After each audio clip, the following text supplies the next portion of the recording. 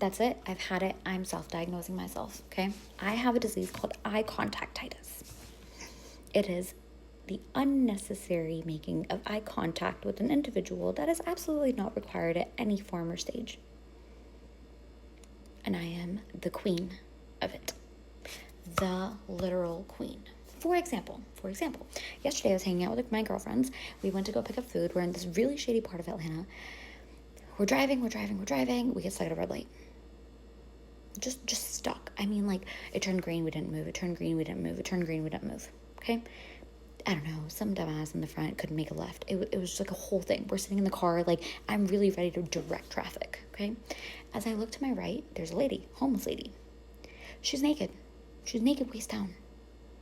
And guess what I do? I lock eyes with her. And now, we're staring at each other. And I don't know what to do. What am I supposed to do? Like, do I smile at her? Do I wave at her? What do I do? So I quickly looked away, and I'm not embarrassed, but I feel my cheeks turn red because I don't want to laugh. And I don't know how to react, quite literally. So what do I do again? I look at her. There are two other people in the car. I'm not scared for me. I do so often. I'm not scared anymore. I'm not. I have so many stories. I'm scared for them. I'm scared for this lady. One, I don't have food that I can share. I have no money on me. Two, am I going to go say hi to her? She is screaming at the top of her lungs. She's saying something. It is so prevalent that she is not in the right state of mind. Already half naked. Like, what's she going to do, strip more? What am I going to do, stare at as she strips? It got so bad where I turned to my girlfriends and I was like, please, for the love of God, have a conversation with me, because all I will do is make eye contact. I can't stop. It is so unnecessary.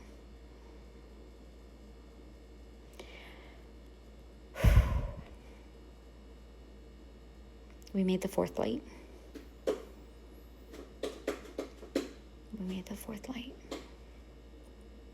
So now, I am self-diagnosed and potentially see my future career as a traffic controller.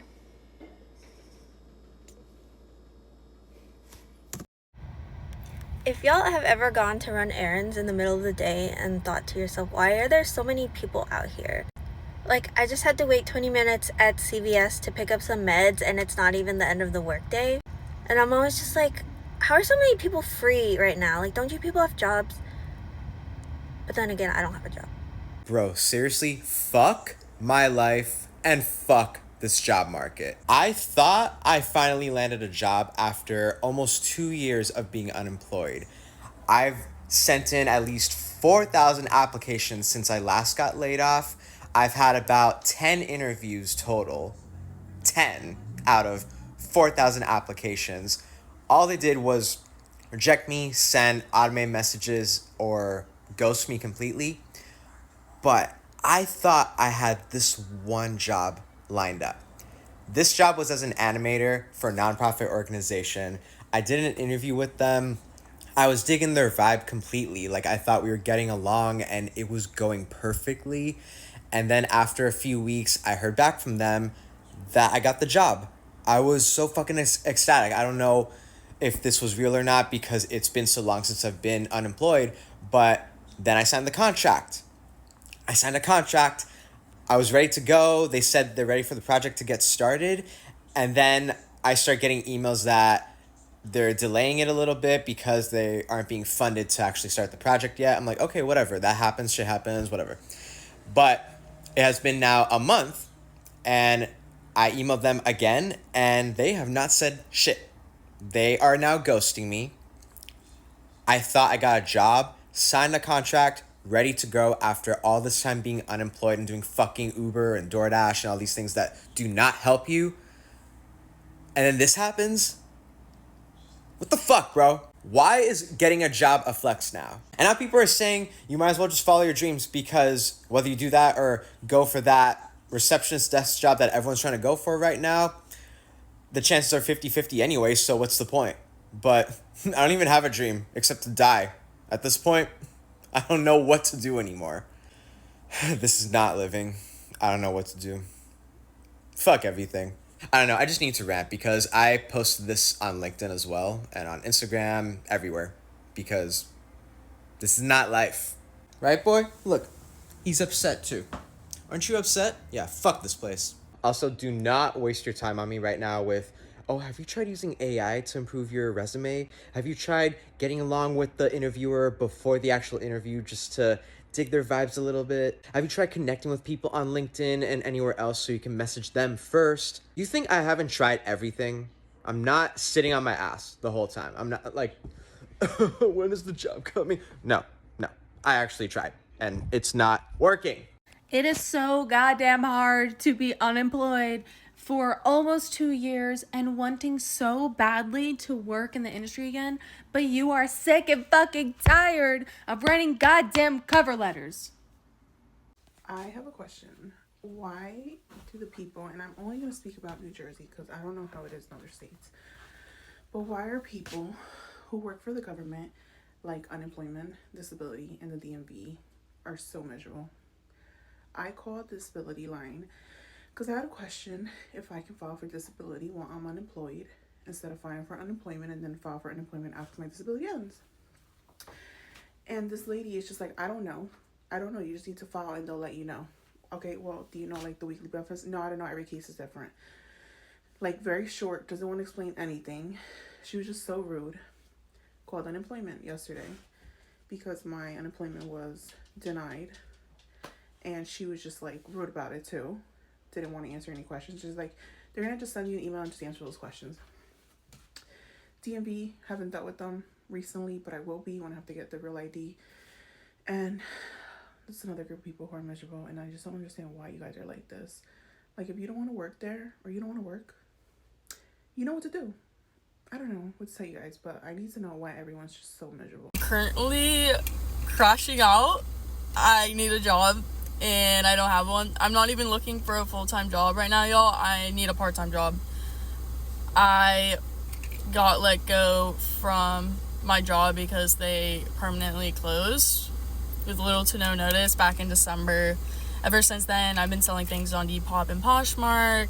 I've been babysitting here and there just super inconsistently.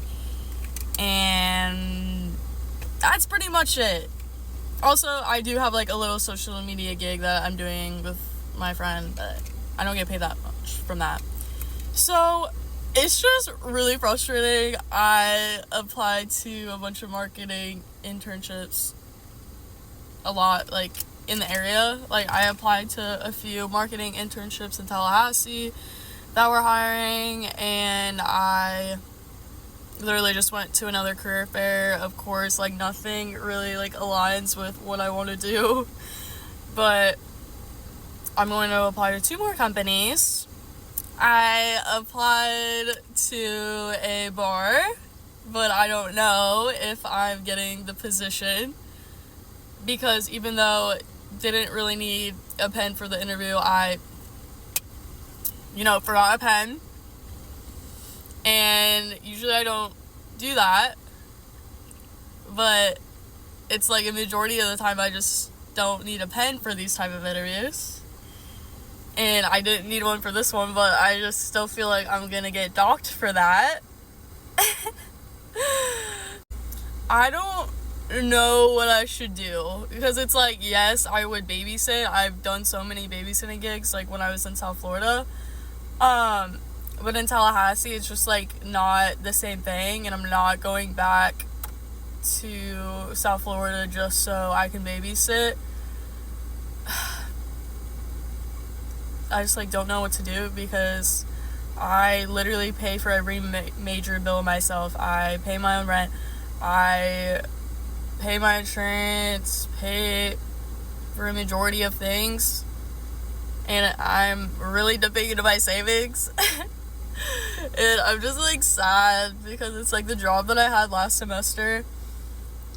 I actually really liked that job for the most part, so I was really sad when they closed down, especially when they gave us little to no notice. So if you guys could send me positive energy, I would really appreciate it because there's 2 weeks left of this semester and I don't know what to do.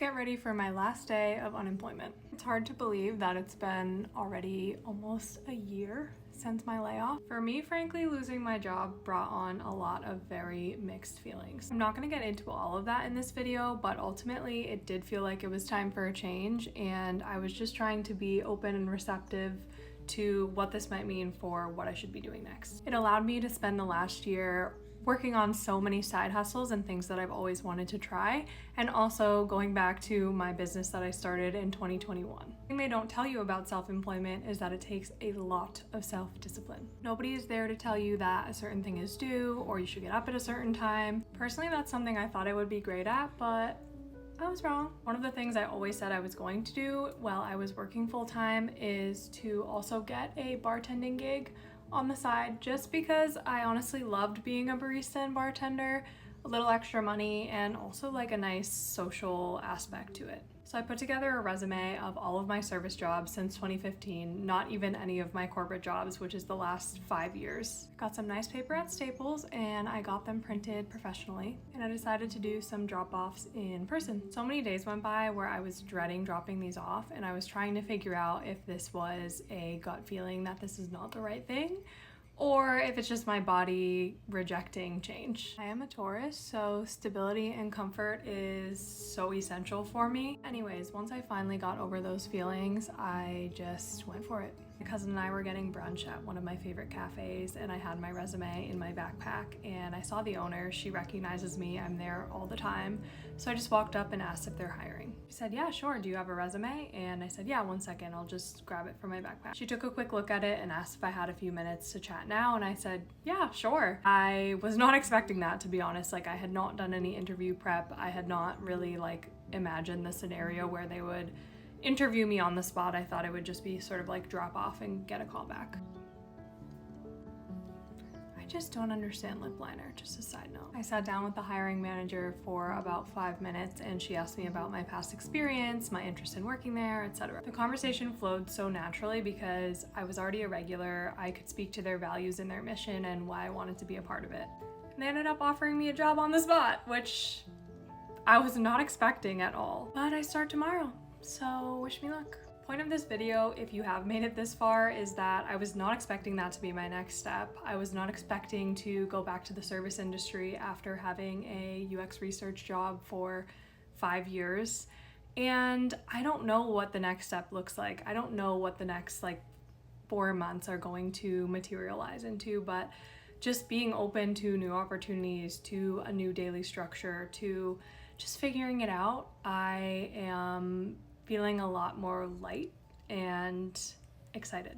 So if you're struggling in unemployment or job search or the fear of starting a new job, I am with you and I totally feel you and I'm here for you. Here's to new beginnings. So I'm in my car right now.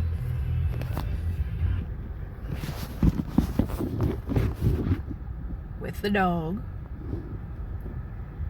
And I had to get out of the house because my mother just cornered me. She started lecturing me about getting a job. She made a bunch of assumptions about what I have and have not put on my resume. And she told me that she hopes I'm not being too picky. And I was like, what is that supposed to mean?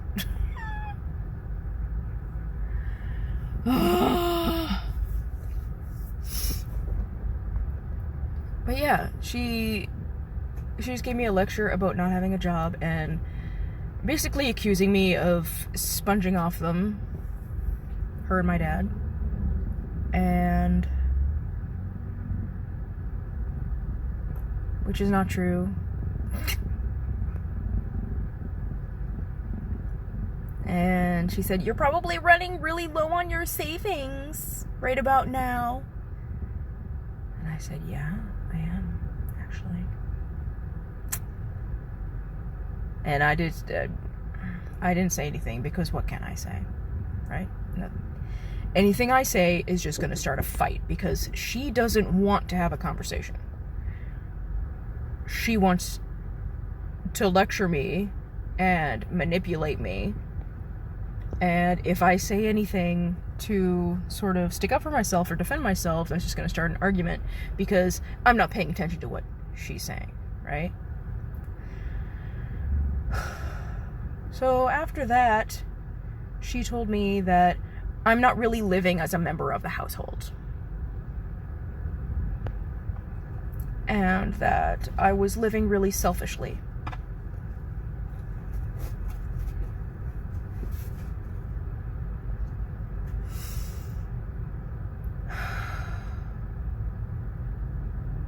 Honestly,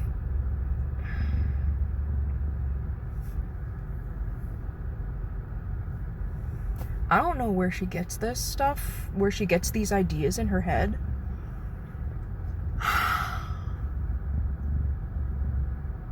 But it pisses me off, dude. It pisses me off. I was outside for most of the afternoon working in the garden, breaking up the soil, preparing it for seeds because the weather's getting warmer now. But yeah, so I was doing that for most of the day, and then I came inside and my brother-in-law asked me to look after his kids while he ran to the store to buy dog food. And I was like, yeah, that's no problem. I don't mind. And he left. And then, of course, that's when my mom comes in. Ugh. So, I'm at the, you can't see it, I'm at Canadian Tire, because she also mentioned that they've asked me to clean my room, and by they, she means her. She complains to my dad, and then my dad talks to me about it, because my mom knows if she talks to me, then I'm gonna, like, not react to it. Yeah, so she said that, she's asked me so many times to clean my room, and I haven't done it. I'm refusing to do it. So, I'm here at Canadian Tire.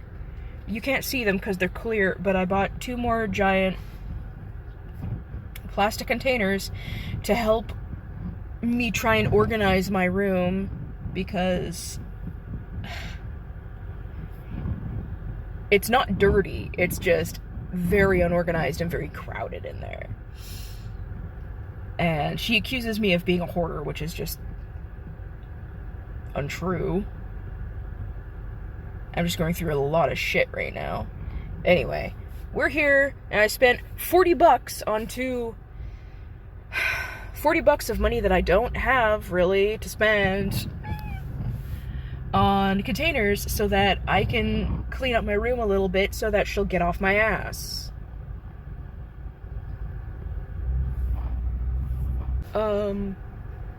Again, I'm yelling at a phone. Because my situation is just insane to me. And I'm gonna go get drive-thru food.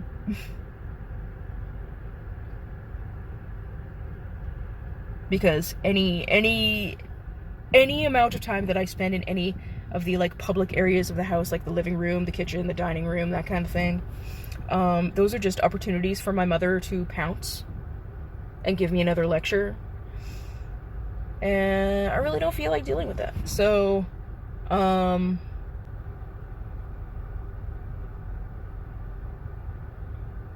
anyway, that's how my day's been. Yeah.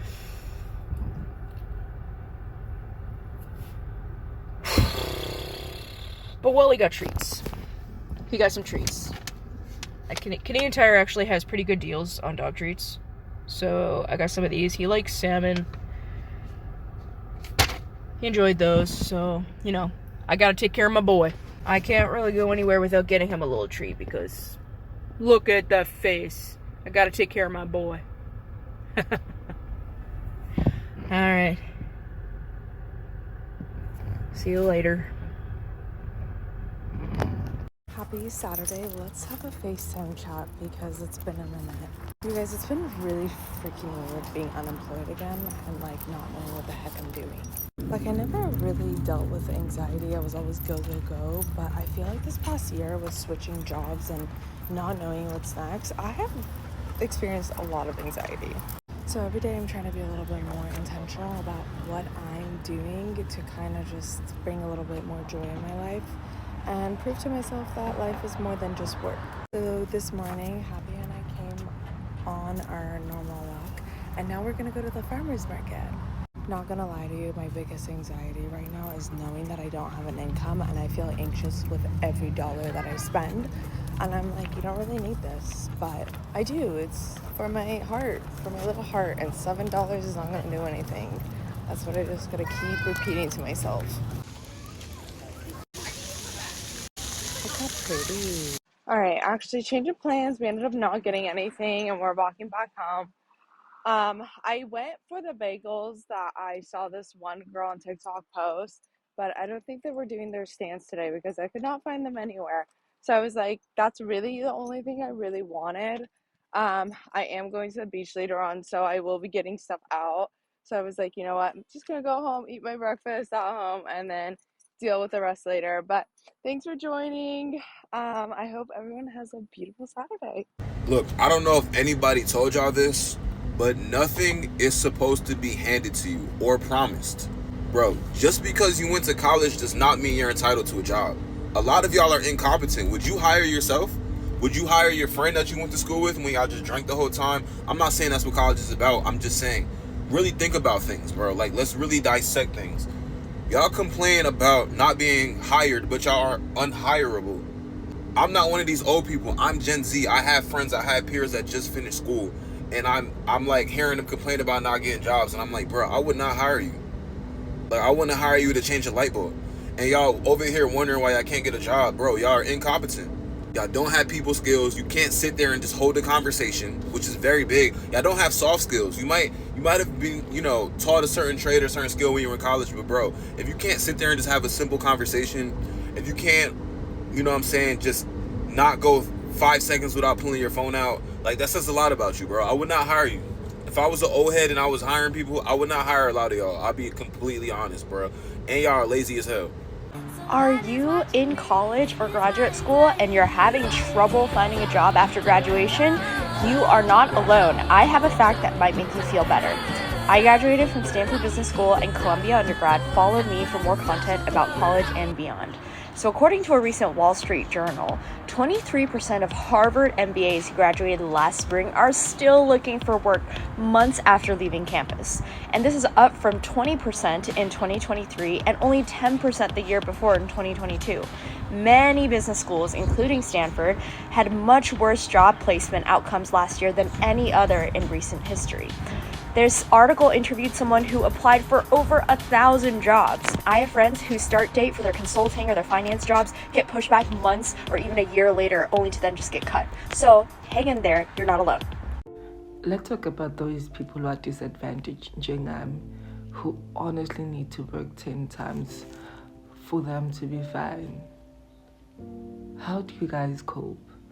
Because at the moment, I am so tired. I am broke. I am sick. But I still need to show up, because if I don't, then this future that I've been working hard for, that I still work hard for, will be doomed. How do you cope? Please let me know, because no ways.